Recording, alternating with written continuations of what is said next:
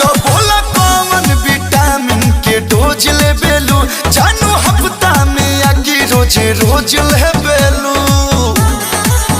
भैलू पियावा के घरे जाके गो राजा जी के तू रोलो सहरिया, राजा जी के तू रोलो सहरिया।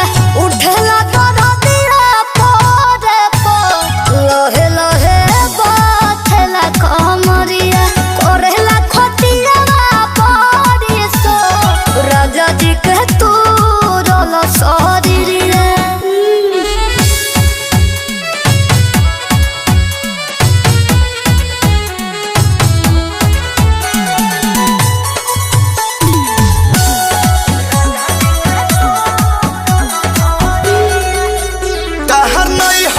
जान बड़ी न खड़ा रहे हमर सोने जवानी तहर अखा।